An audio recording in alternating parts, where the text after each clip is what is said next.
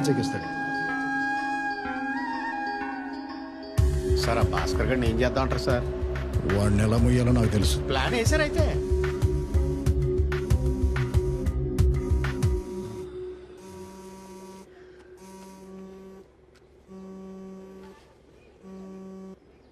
Hello hello sir, happy marriage day sir. Thank you. కొత్త ఇంటికి వచ్చేయండి, రిజిస్ట్రేషన్ పేపర్స్ రెడీ. మీరు ఫస్ట్ ఇన్స్టాల్మెంట్ ఇచ్చారనుకోండి, వెంటనే సైన్ చేయడమే.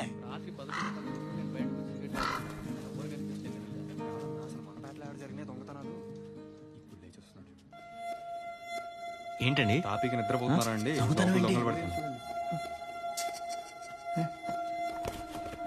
ఇక్కడ డబ్బులు ఉండాలి. ఇప్పుడు ఇంటికి నిన్న రాత్రి కూడా డబ్బులు తెచ్చిపెట్టాను విద్య.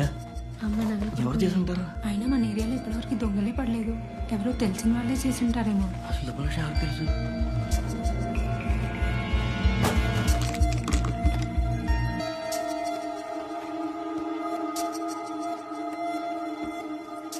నువ్వేం కంగారు పడకు, మనకు తెలిసిన పోలీసులు.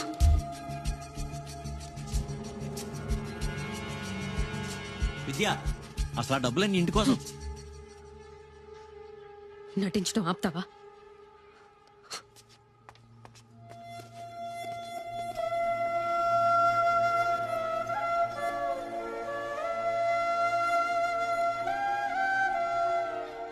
ఎన్నిసార్లు చెప్పాలరా నీకు? నువ్వే పెద్ద దొంగవి. మళ్ళీ నీ ఇంట్లో దొంగతనం జరిగిందని కంప్లైంట్ ఇవ్వడానికి వచ్చావా? సార్ ప్లీజ్ సార్, కంప్లైంట్ రాసుకోండి సార్. కష్టపడి సంపాదించిన డబ్బులు సార్, 5 లక్షల దాకా ఉంటాయి సార్. ఇంటి కోసం రాసుకున్నాను సార్.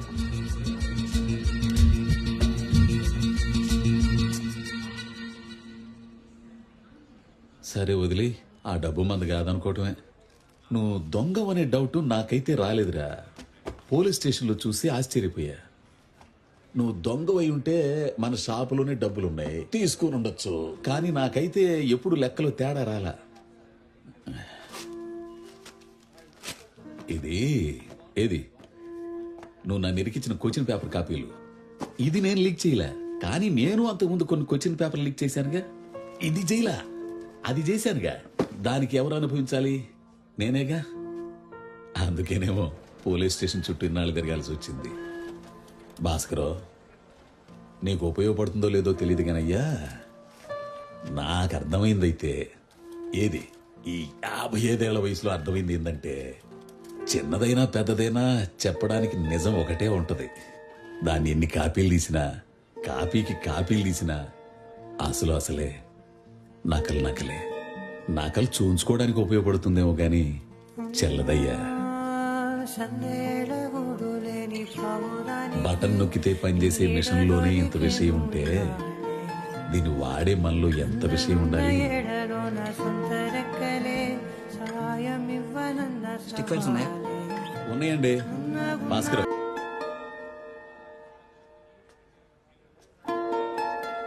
నీ పేరు చెప్పి చాలా సంపాదించాను, మోసం చేసి.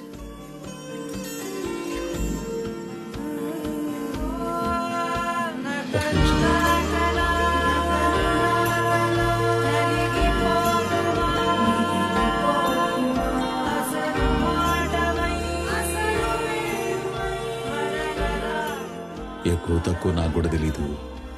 ఇవి నీవే వంసరా. 5-6 నెలలకి జీతం ఇవ్వలేదుగా, ప్రస్తుతానికి నా దగ్గర ఇవే ఉన్నాయి.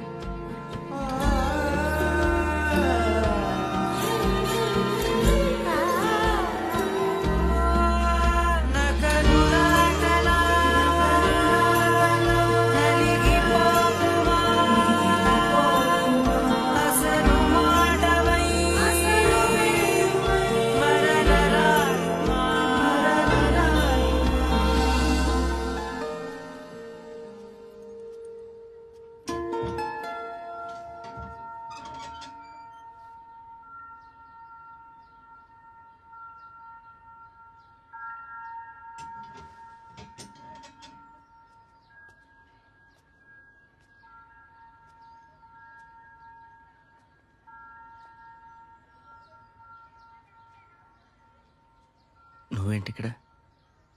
విడిగా ఒకదాన్ని రమ్మన్నావు కదా, అందుకే వచ్చా.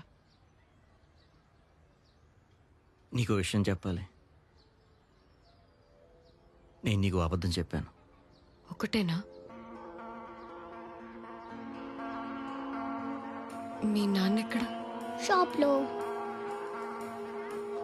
అమ్మా? కాలేజ్లో.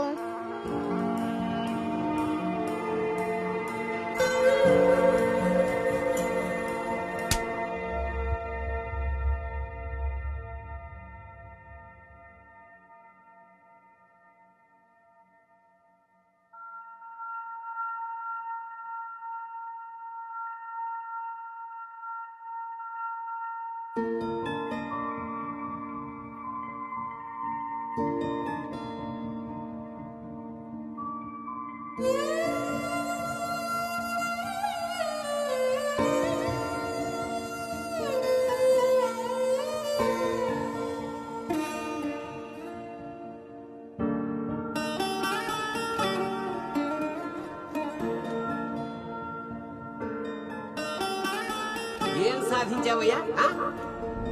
దారి దోపిడీ సొమ్ముతో కుటుంబాన్ని పోషించావు. తప్పు అని తెలిసి పశ్చాత్తాపడ్డావు. ఇంకెప్పుడు చేయకూడదు అనుకున్నావు. మరి చేసిన తప్పుకు ప్రాయశ్చిత్తం అని ప్రశ్నించాడు అత్రి మహర్షి. మాట పెగల్లేదు పోయేవాడికి. వెంటనే ప్రాయశ్చిత్తంగా కఠోరమైన తపస్సు మీద మనసు లగ్నం చేశాడు. ఆ క్రమంలో వాల్మీకి మహర్షి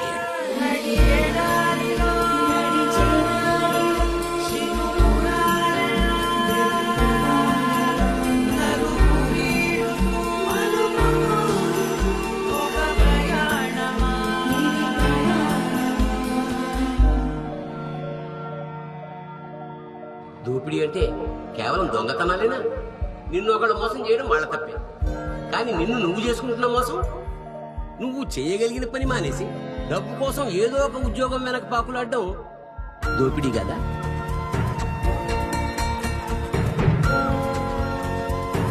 ఓకే సార్.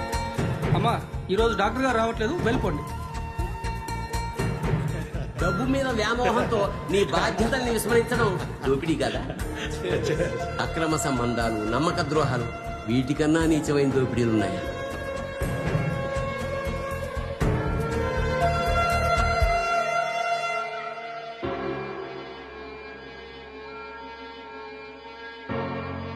మొన్న రెడ్ హ్యాండెడ్గా పట్టుకున్నా ఏం చేయలేపారు కదా.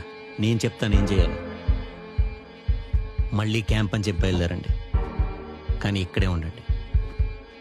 మీరు యాక్సెప్ట్ చేయాల్సిన విషయం ఏంటంటే మీ వైఫ్ మళ్ళీ వాడికి కాల్ చేస్తుంది.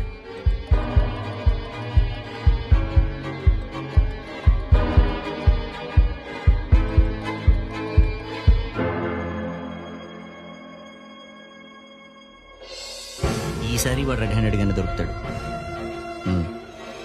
కానీ పట్టుకునేది మీరొక్కళ్ళే కాదు.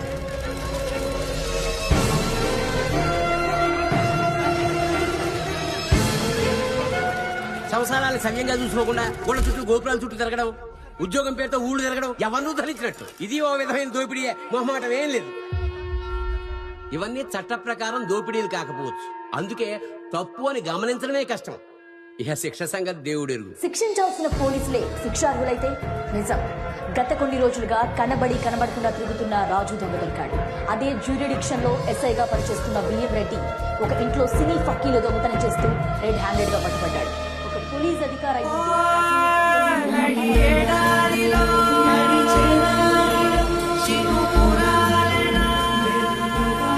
కానీ చేసిన తప్పుకి తమంతట తాము శిక్ష కోరుకునేవారు మార్పుకి నాంది పలికినట్టే, మరో వాల్మీకి అయినట్టే. మనందరిలో కూడా అలాంటి మార్పు రావాలని శ్రీరామనవమి నాడు ఆ పరమేశ్వరుని కోరుకుంటూ అరణ్యకాండలోకి అడుగు పెడదాం.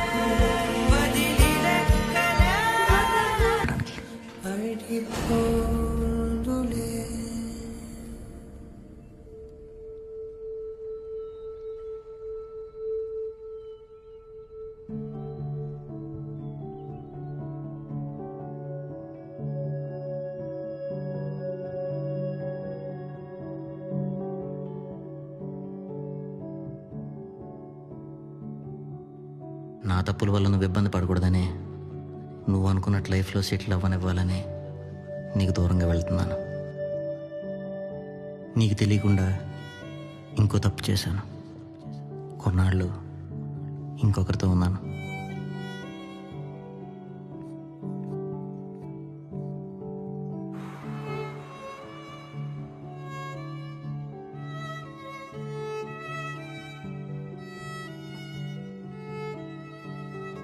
తనకి ఎప్పటి నుంచో దూరంగానే ఉంటున్నాను, కానీ అది సరిపోదని అర్థమైంది. నిజాన్ని చెప్పడం వల్ల మనకు వచ్చే స్వేచ్ఛ ఏంటో అర్థమైంది.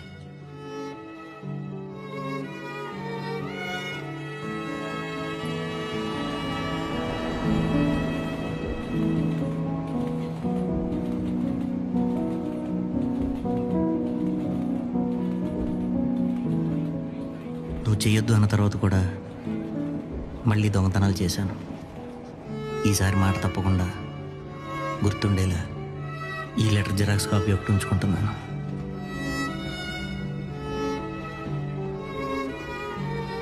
ఇంకా ఇంట్లోనే ఉంటే నన్ను చూసి వాడు ఏం నేర్చుకుంటాడో అర్థమైంది.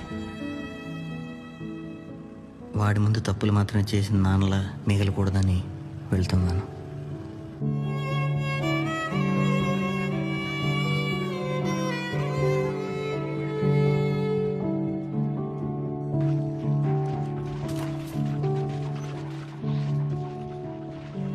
చిన్న ఐప్యాడ్ ఎవరిది?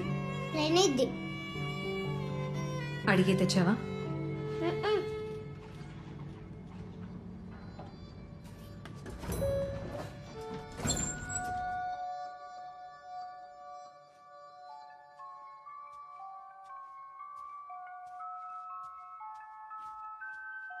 అమ్మ ఇంకెప్పుడు అడగకుండా తీసుకురాను.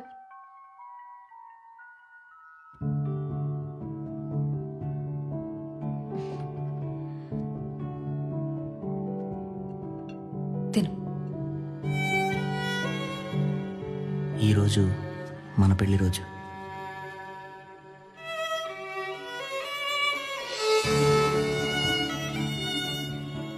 మన అనుకునే ఓ సొంత ఇంటి కోసం అంతా రెడీ చేసుకున్నాను. కానీ దొంగ సొమ్ముతో కాదు, కష్టపడితేనే అది నెరవేరుతుందని అర్థమైంది. ఎప్పటికైనా నువ్వు వేసే శిక్ష కోసం నువ్వెక్కడున్నా తిరిగి వస్తాను.